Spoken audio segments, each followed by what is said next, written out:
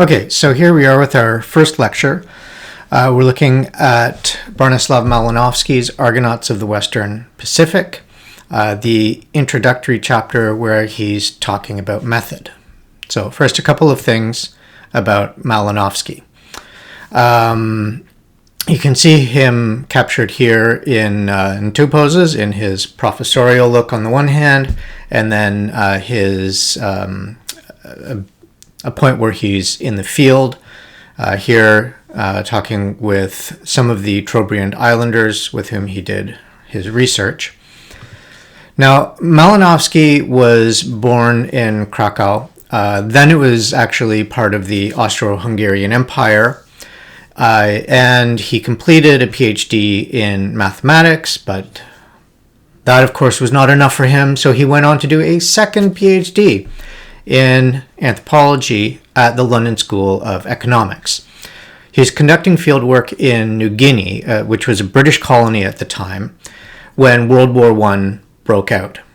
So he was a citizen of the Austro-Hungarian Empire, doing research in a British colony, and the implication of that was that he was not allowed to leave the field, not allowed to leave New Guinea, and so he became, in effect, stranded there. And in a way, this contributed to his development of the particular kinds of fieldwork for anthropology that he developed, the long-term anthropology based on participant observation. So, sort of just by a confluence of flukes, anthropology in its modern form, based on long-term participant observation fieldwork, was born. So you can see here roughly the area where the trade called the Kula that he winds up studying in this book took place. So you can see down at the bottom you have Australia as kind of an orienting point, and then the Kula trade took place in that large area just to the east of Papua New Guinea in the Solomon Sea, not quite as far over as the Solomon Islands, but you can see that whole atoll there where the trade took place. This is a slightly closer view of it. Again, this is roughly the geography that you see reproduced in the map at the front of his book. And you can also appreciate then that this is a form of trade, which we're not going to discuss today. We'll discuss in a later lecture, But it's a form of trade over large stretches of ocean, entirely in wooden canoes and small wooden sailboats. So a kind of trade that's undertaken at significant risk or requiring significant skill over long stretches of ocean. And you can see these canoes or the sailboats, call them what you will, are not enormous. They're so they take a substantial kind of seafaring skill. For our purposes, though, what's interesting for Malinowski is that these long-distance travels by sea were, in his terms, definite forms of exchange along definite routes. They weren't arbitrary. They weren't the kinds of economic exchange that many anthropologists before him were characterizing as the Kula, where economic exchange can just be arbitrary. It doesn't need definite routes. You can think of the kind of economic activity we participate in, that it can be completely unplanned if we want. It can be with anyone who has something to buy or sell. It's very open. That's not the case with the form of trade that he's going to look at. So why does this matter? Well, because this is the central preoccupation of his book, this exchange called the Kula. Before he gets to describing it, though, he starts off his book by describing his fieldwork. So in the vein of the natural sciences, in a way, he begins by laying out his method and saying, this is what I did, this is where I did it, for how long, with whom, and so forth. So he outlines how he gathered the information and the knowledge he would need to give a full and faithful description of the Kula and, therefore, of the lives of the Trobriand islanders. This is what he demands of ethnography, that anthropologists give an account of the experiences by which they arrived at their conclusions.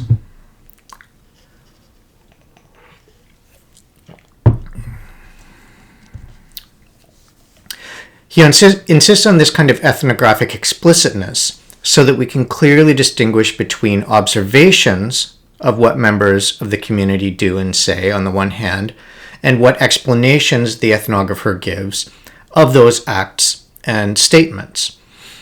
So he wants to have this clear line between observation and inference. And so what is it that the anthropologist observes? It's the behavior and memory of living people, which makes the sources both immediately accessible, but also highly complex and elusive. Immediately accessible because you're right there among them, but highly complex and elusive because human beings are not transparent when we deal with one another. Sometimes the things that we say are not full explanations of whatever it is that we're talking about. And as we'll see down the road, one of the things that he finds that you need to do is you need to rely on multiple sources for any one thing, because no individual has a comprehensive view of whatever it is that you're investigating at the time. And so it's worth noting a few things about the starting point of his description and his field work. So the descriptive work will be based on the observations that he makes, but with his inferences, what he infers about what's going on beyond what he sees and what the people he's interacting with say. So he starts off close to, as he puts it, a native village. So the language of natives is one that was contemporary at his time. It's not contemporary anymore. For the purposes of this lecture, I'll use it because that's the language that Malinowski uses. But be aware, that's not how anthropologists speak now. Right, so he starts off close to a native village, but taking up an abode with some neighboring white man. There are a bunch of implications or assumptions built in here.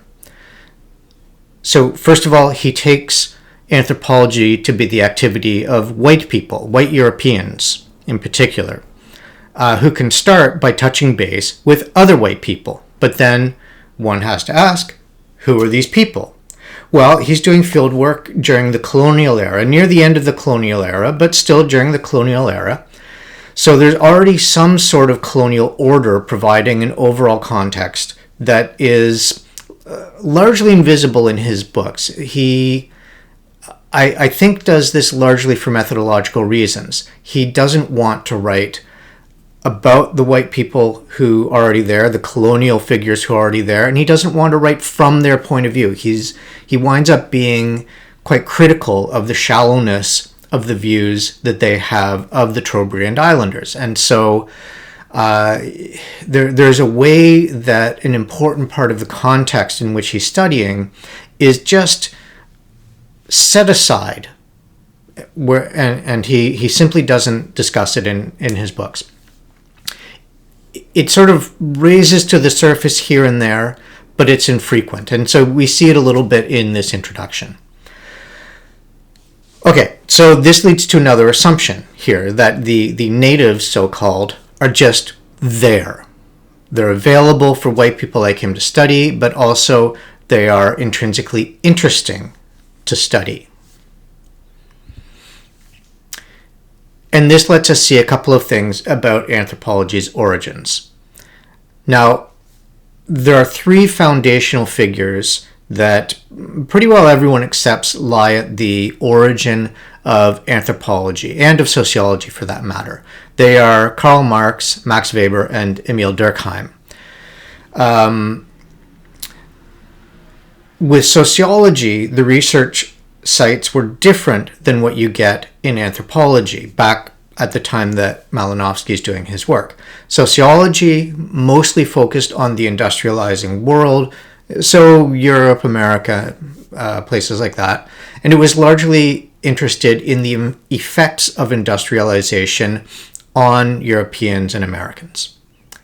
Anthropology, on the other hand, focused on the European other, those who were in their thinking other to Europeans, so other to industrializing white colonizing peoples, and these people were to be found mostly in the colonies themselves.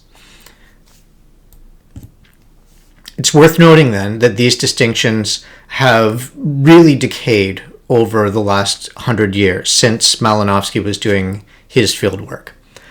Anthropologists now do fieldwork all over the world and come from all over the world. So that, for example, an Indian anthropologist may do research in Baltimore, or a Korean ethnographer might research whiteness in Pennsylvania's coal country.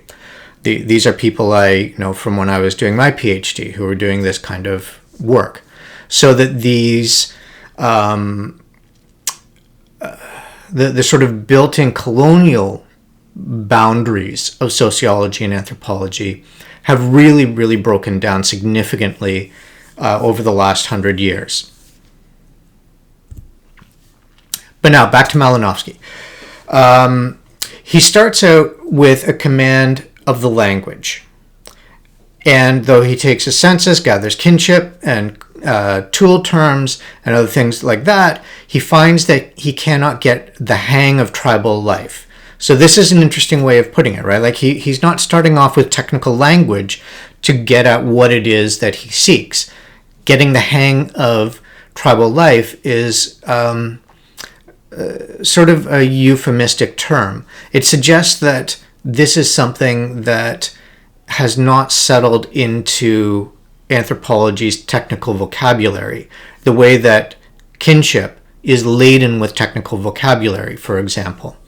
But this is an important thing, that he's, in a sense, he's trying not to get a technical command of the people and the customs and traditions and values and so forth of the people he's with. He's trying to get a sense of everyday life.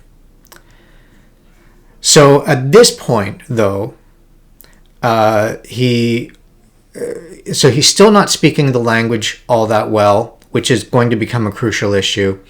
And so he's still sort of on the edges of the community. He's still not really interacting deeply with them. And so his familiarity with their thinking, their beliefs, their everyday lives is superficial. And he recognizes that it's superficial. In a way, then, the information was not alive for him. It was kind of flat, shallow, and a bit empty. I'm not going to dwell on it, but there's this whole metaphoric arc throughout this entire piece where he's comparing the way that you do anthropological work to sort of the building of a human body, starting with a skeleton, putting on flesh, and then finally breathing spirit into it by the end. So I'm not going to dwell on it. It's worth paying some attention to how he unfolds it over the course of the chapter. But I just want to pick up on that because this notion of the work that he was doing having at this point failed to bring to life the people who he was studying, it's a helpful metaphor for getting a sense of what his project is. How is it that you as an anthropologist bring the people you're studying to life on the page when you write about them? So to break through this superficiality and the superficiality of observations made by white administration, so the colonial figures, white traders, missionaries, and so on, who are already there, Malinowski outlines 3 methodological areas the anthropologist has to prioritize. They are having real scientific aims and know the values and criteria of modern ethnography. So you start off by ensuring that you're familiar with ethnographic or anthropological theory before you go to the field, so that you can focus your questions in a precise and, in his view, scientific way. Anthropology's claims to being a scientific discipline have also faded significantly from this time, and so many anthropologists now will not call anthropology a science, but that is something that sort of weaves its way through anthropological writing for quite a long time. We'll see that later on in the semester. Secondly, you have to put yourself in, as he says, good conditions of work. What that means is living with the people one intends to get the hang of. So not living among the community of white people who are there and then occasionally going off to the villages to gather kinship terms or learn something about political authority or something like that, and then going back and returning to the white fold, but rather living among the people you wish to study. That this is the way that you get the hang of their life. And then finally, having special methods for collecting, manipulating, and fixing evidence. So what does he mean by these things? He starts off with the proper conditions for ethnographic work. And these consist mostly of immersion in the community and isolation from your own kind, those who Malinowski calls white men.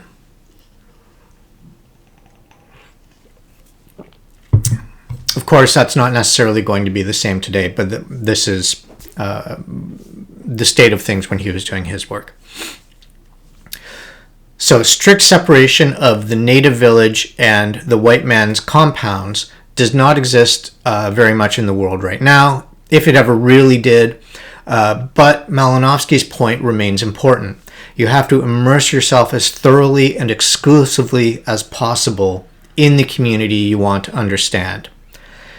If you do it as just this kind of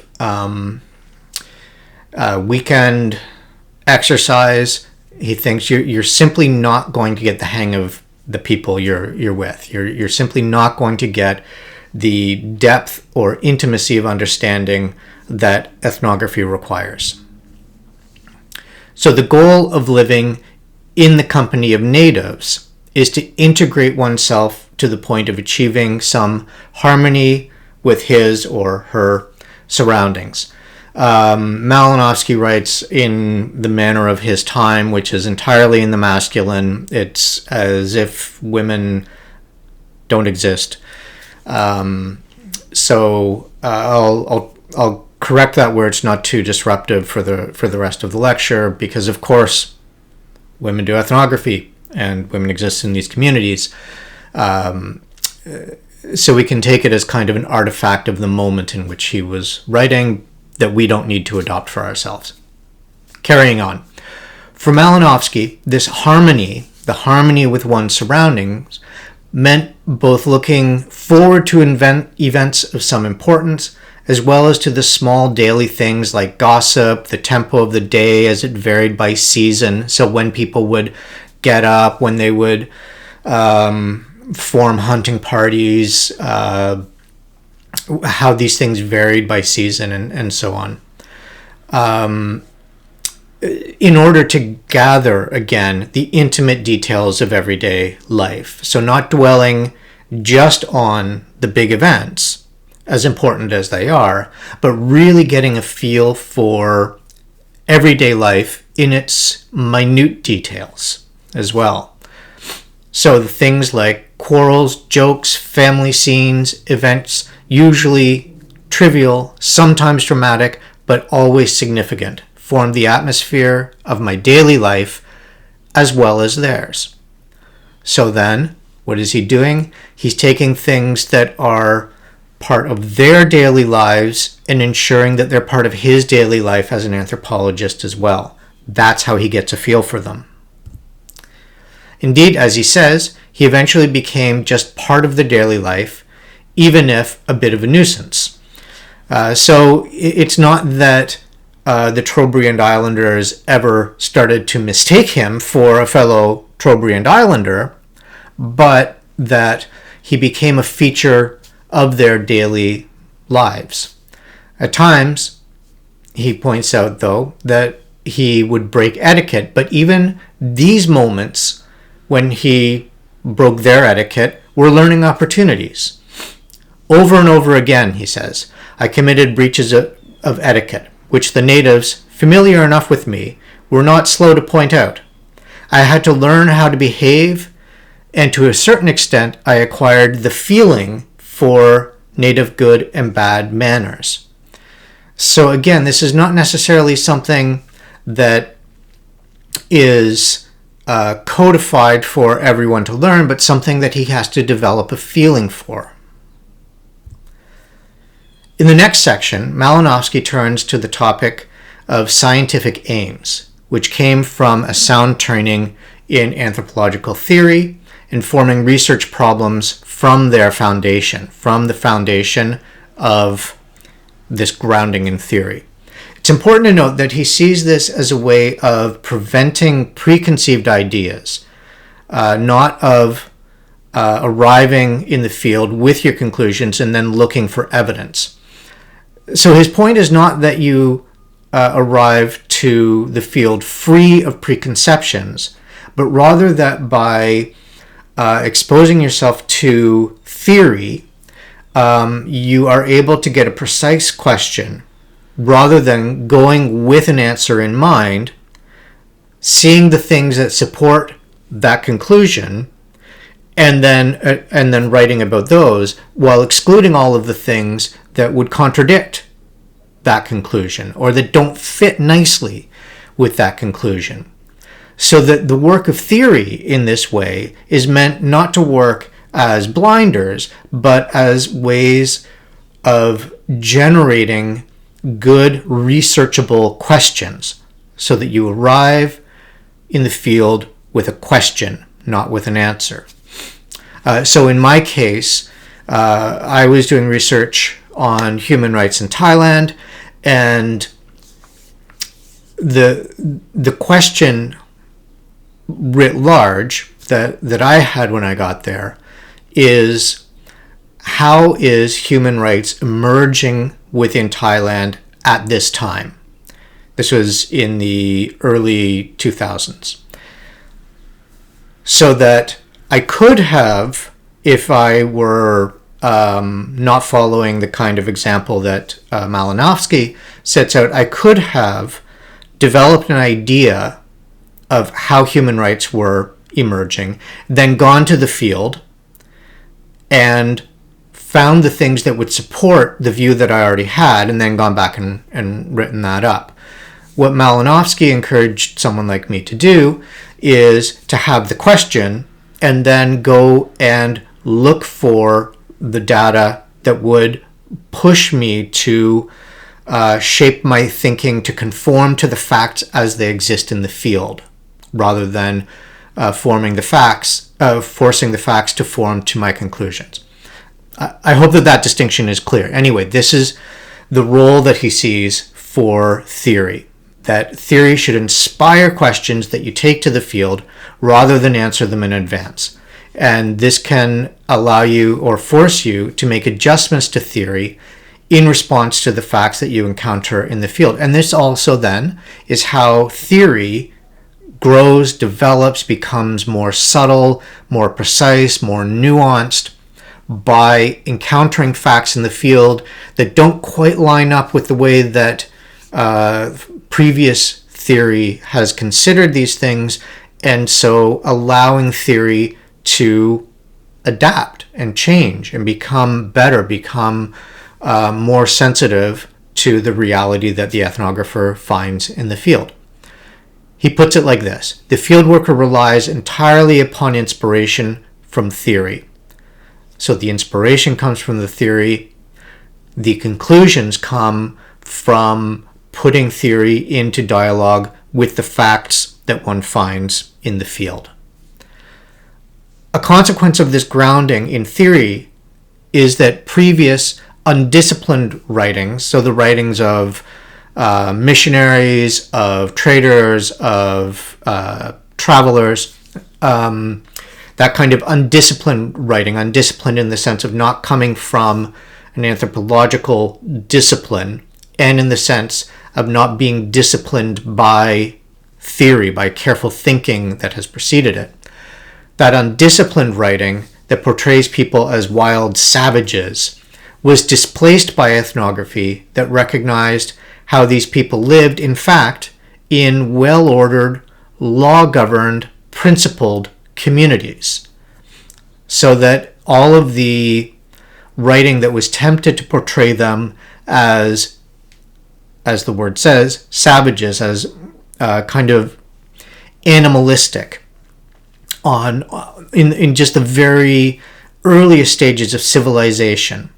All of that ethnography threw into question, and really essentially threw out, to say that no, these people don't look like the white people, the colonizing people, but it's a mistake to think that that means that they do not live in well-ordered, law-governed, principled communities. In fact, ethnography shows that they do. Thus, he says, the first and basic ideal of ethnographic fieldwork is to give a clear and firm outline of the social constitution and disentangle the laws and regularities of all cultural phenomena from irrelevancies. The firm skeleton of the tribal life has to be first ascertained.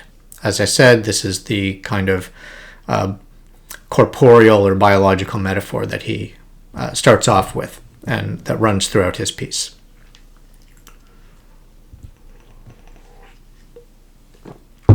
Okay, so next comes method. The problem the anthropologist faces is that although all of the permanent features of society, permanent in quotation marks, because of course nothing is necessarily permanent, but there are features of society that are relatively durable and long-lasting, and others that are less so. So that you could think in the contemporary US that in one way you could say that marriage has undergone significant change in the last 10 to 15 years as many states and now the federal government have come to recognize same-sex marriages in law. That they have the same legal standing as heterosexual marriages. So on the one hand, you could see that as a change. But on the other hand, you could also say that what this points to is that marriage as such is a durable feature of American society. It has become more expansive in terms of who can be included in it, but in a way that has solidified the place of marriage within American society rather than undermining it. So marriages are not disappearing as a result of this change. Rather, there are more marriages as a result of this change, making marriage a more consistent feature of American society, not a less consistent feature. You could also go a little bit further back, though, and say, well, okay, so there was a time at which divorce was fairly uncommon, and that now it has undergone a change, marriage has, such that divorce is far more common. And you could look at that and say, well, okay, so maybe that is an indication that marriage was losing its position in American society, in which case it would be sort of an interesting thing to note that the introduction of same-sex marriage into the law has meant that marriage has sort of been given a new lease on life that it was starting to lose in America. Anyway, I don't want to get too distracted by that, but simply to point out there are features of society that are durable. They might not always look like they're durable as they go through change, but in fact that those changes might be the sorts of things that sustain them, where other aspects of society will fade out of existence, so that now if we were to think of, say, the place of the horse and buggy in American society, it's more or less been reduced to some Amish communities and to Central Park. And beyond that, the horse and buggy is not a permanent feature of American society, so that all of the sorts of economic relations around the horse and buggy and that sort of thing, those things have all really faded into the past and have not been a very durable part of society. So what Malinowski is talking about here when he says permanent are those things that are relatively more durable. He thinks then of the rules and regularities, the constitution of the society are not formulated anywhere, so that they're not written down like in a code of laws. And this presents a certain kind of problem for the ethnographer to solve. Why? Because you can't just go to something like a law book, look up what the rules and regularities in the society are, and then just learn them from the page. But rather, because they're unformulated, you need to work out the formula for yourself. You need to observe how people do things in general, abstract from their behaviors and from their practices how it is that these rules and regularities appear, and then on your own provide that sort of formulation of what the rules and regularities are. So he says, the natives obey the forces and commands of the tribal code, but they do not comprehend them, exactly as they obey their instincts and their impulses, but cannot lay down a single law of psychology. You can think of this sort of along the lines of language, so that we know how to speak in our mother tongue, even though no one of us really can give a comprehensive, complete account of all of the rules that govern our usage. We can do it.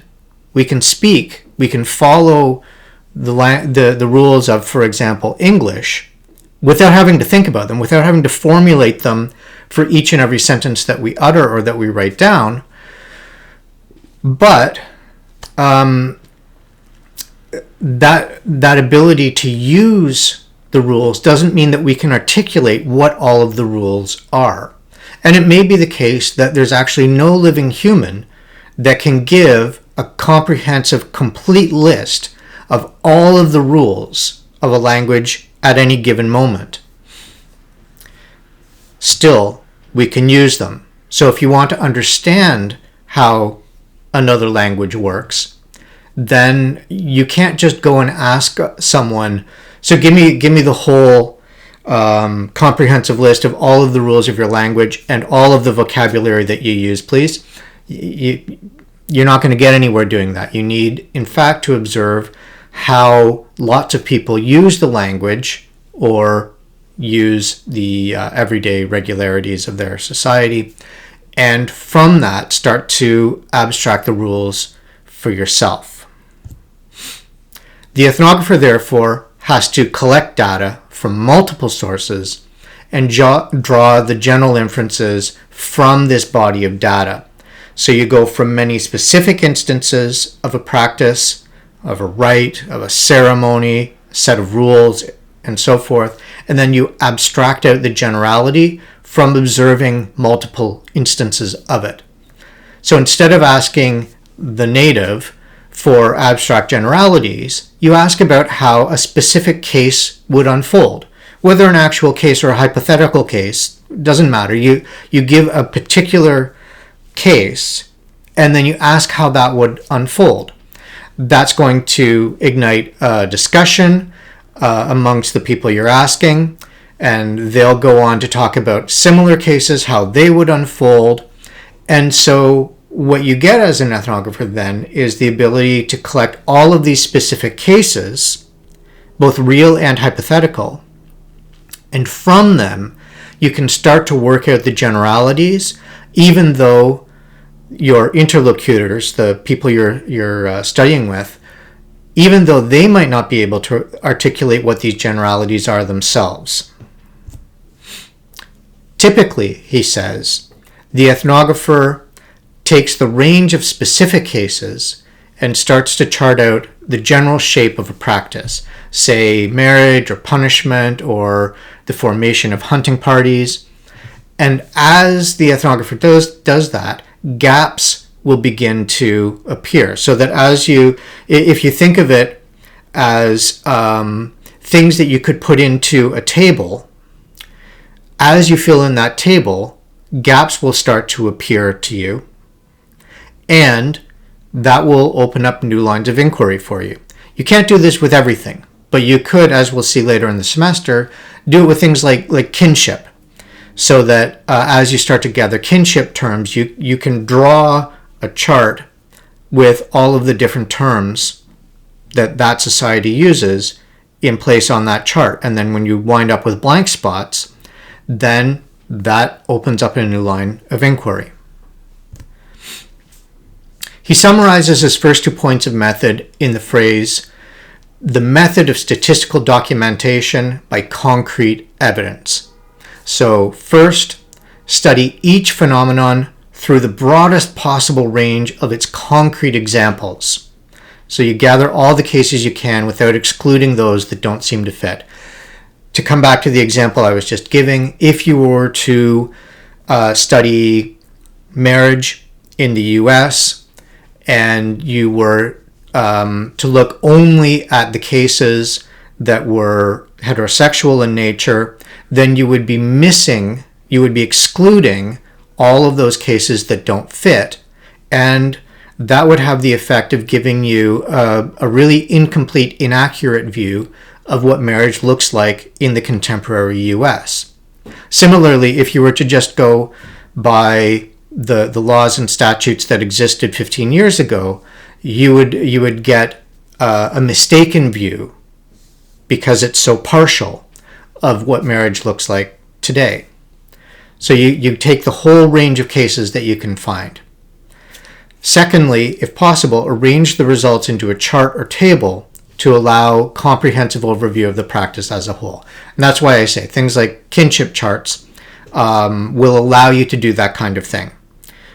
Sometime he gives an example of a table in his book for the preparation for kula parties, parties that would go across the ocean to trade the armbands and the necklaces that make up the kula trade.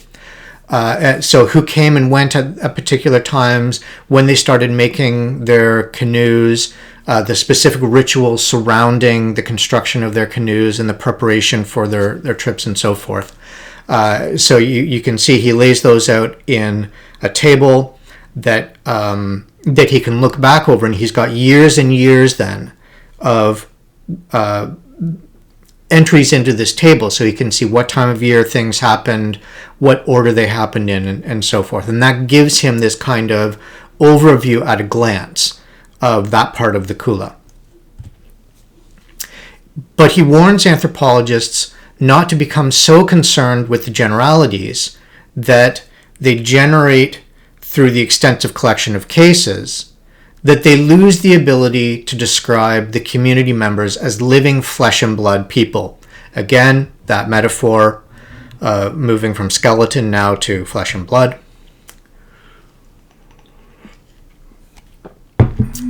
So then, what does he mean by this? He means that we have to be able not just to describe the generalities, but also to describe how they fit into, shape, become manifest in people's lives.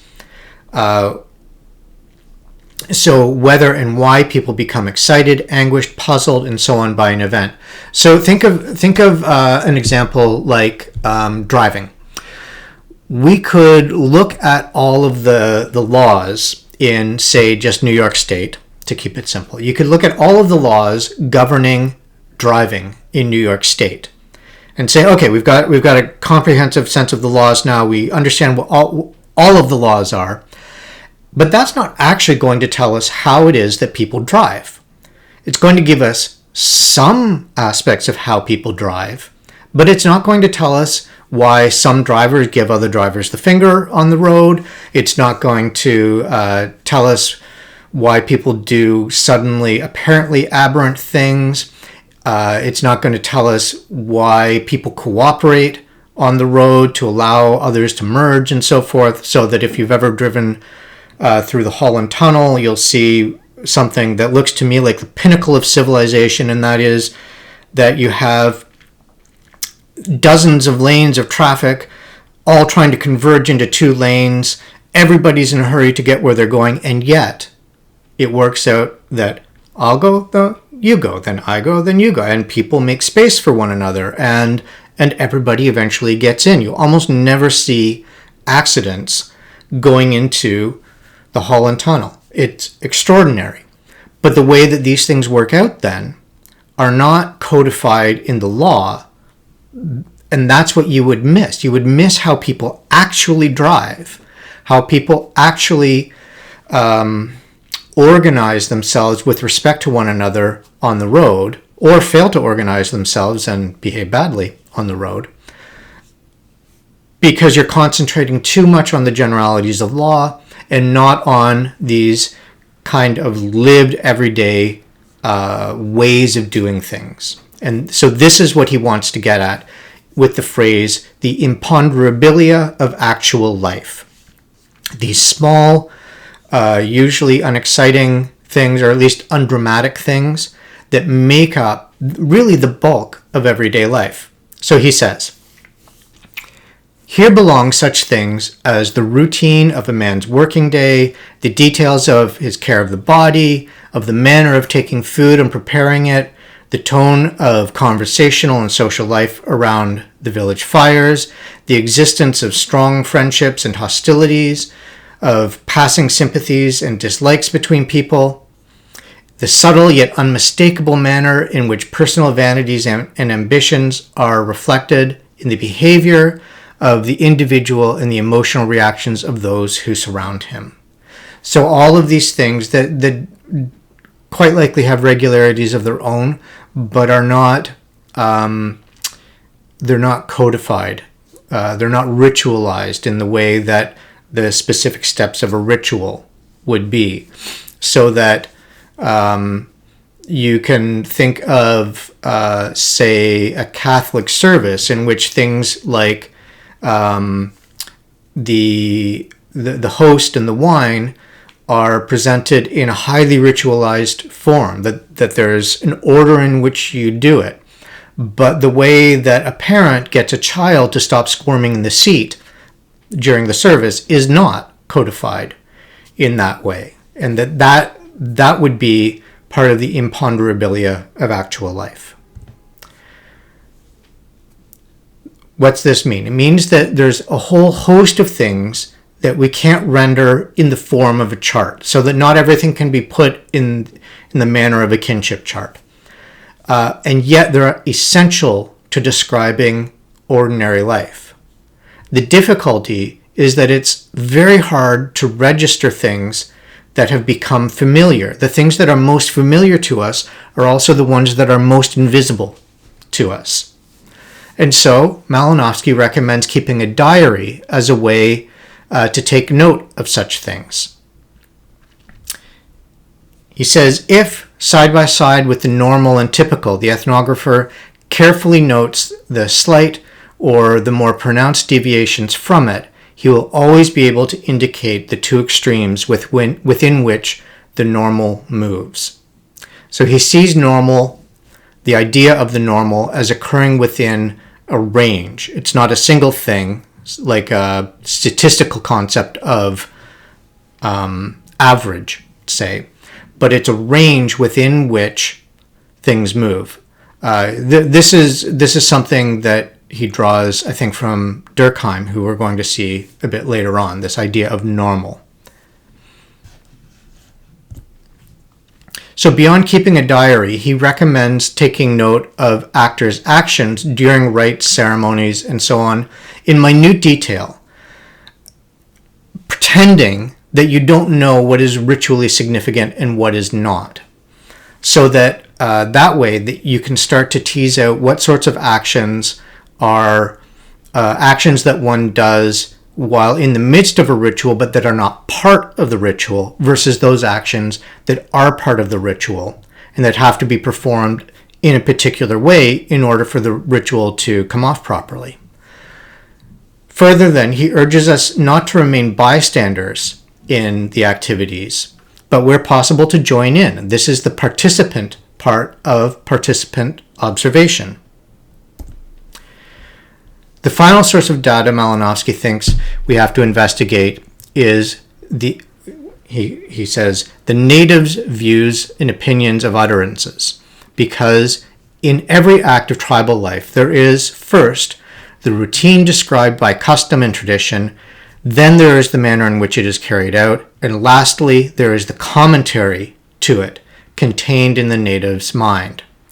So what is it that the Trobriand Islanders themselves say about the things that they do?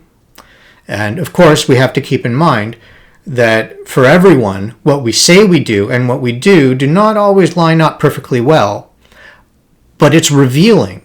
It tells the ethnographer something to learn what people say about the things that they do, even if it turns out that they don't look like the way that the ritual is actually performed, or the way that the ceremony is actually performed, or how people actually carry out their relationships with one another. So Malinowski insists that the culture conditions its members' ideas, feelings, and impulses so that recording them gives us insight into the culture from which they come. Now, this is a very interesting detail, right? Because he's saying that you're going to react to things depending on the culture from which you come. So that somebody from somewhere else, from another culture, will not respond the same way. So that he's getting away from this idea that there are just innate human responses to things, that everybody's going to respond in the same way to the same kind of thing happening. And he's saying rather that the culture in which we live imposes certain kinds of feelings, certain kinds of responses on us. It's something of an unsettling thing to discover, to learn that, in a sense, we're not the completely autonomous beings we sometimes would wish ourselves to be, but rather that we are cultural beings shaped by those around us and by the traditions and customs that harken back for that particular body of people. Now, it's worth noting here, I'll just note it in passing and then move on, that the idea of a culture was prevalent at the time that Malinowski was writing, and for several decades after that. But it's really fallen out of favor in anthropology today because it's been harshly critiqued within anthropology. So that now not very many anthropologists will talk about a culture or the culture from which I come. Why? Because it's hard to say, first of all, what we mean by a culture. It's hard to say what the limits to a culture would be. So that whereas a nation state has fairly precise borders we can draw on a map, an idea of culture doesn't have anything like that. it gets very, very fuzzy very quickly, because it becomes awkward to say who's included and who's not, what exactly the regularities of a culture are and what they're not. So that, and also, of course, a body of people, a community, is not uniform throughout. There will be people who disagree quite seriously about the proper way to do certain things. Hence, we see changes in the understanding of marriage in America. These things are not carried out by consensus. They're often carried out by dispute. And so then it's very hard to say who is representing the culture and who's not. So for all of these and other reasons beside, the idea of a culture has really been sharply criticized within anthropology, and is not a very widespread term like that anymore. There are other uses, so that you could use the adjectival form, saying things like cultural. So the cultural impact of a work of art or something like that. That is a more common usage now. But to talk about a culture is something that really has faded out of anthropology from the 1980s onward. Still, he recommends that we pay attention to what he calls stereotyped manners of thinking and feeling. This means looking not at what individuals feel as individuals, but rather what they feel as members of a given community, because customs, traditions, institutions, folklore, and language leave their stamp on our mental states and our emotional states, I would add. He says the social and cultural environment in which they move forces them to think and feel in a definite manner. He takes as an example polyandry. So polyandry is when a woman has multiple husbands. In most polyandrous societies, the husbands are brothers. So anyway, that's what he means by polyandrous marriage. To show that a man in such a society can't harbor the same kinds of feelings of jealousy that a strict monogynist or monogamist would. We can consider, though, an example that strikes a little bit closer to home to get a more ready sense of how this is present in the lives of Americans. So the flag provokes feelings and responses from many, maybe even most, Americans that are not shared by non-Americans. So this is something you could say that is culturally specific, even though I think it would be extremely hard to say what American culture is. I leave that question aside for the moment. So this is why, back in 2017, Vets for Trump posted a photo on their website, the photo that you see on the right of the screen, and doctored it to appear like the photo that you see on the bottom left of the screen. They knew that they could depend on this image of the burning flag to incite many Americans, to provoke an immediate visceral response of outrage.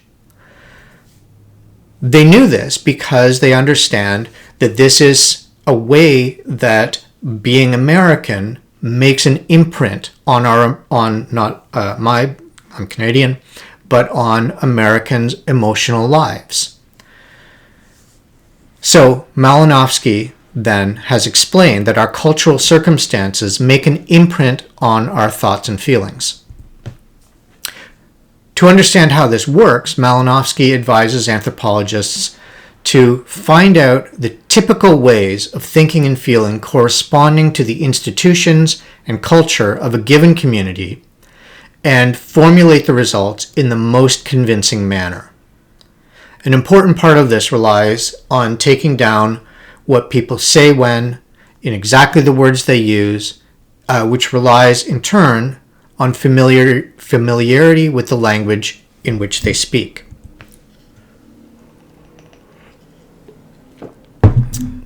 So Malinowski summarizes fieldwork as focusing on three things: recording in a clear outline, relying on concrete statistical documentation, the organization of the tribe, the anatomy, and the anatomy of its culture. This is what he refers to as the skeleton.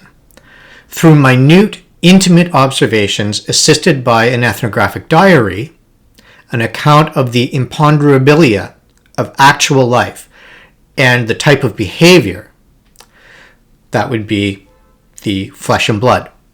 And then finally, the collection of typical statements, narratives, utterance, folklore, and magical formulae. And so in a sense, this is where he gets this notion of spirit. The goal toward which Malinowski strives is, quote, to grasp the native's point of view, his relation to life, to realize his version of his world. Again, the gendered language. It's worth recognizing that there are women in these societies who also have visions of their worlds. And so that concludes our lecture on Malinowski's notion of field work. And again, I reiterate, it's not necessarily that this is the final word on anthropological fieldwork, but in a sense, this is the first word on anthropological fieldwork, and it continues to have an important influence on the way anthropologists do their fieldwork up to today, with the expectations that there will be participant observation and they will be over a long period of time. All right, thank you.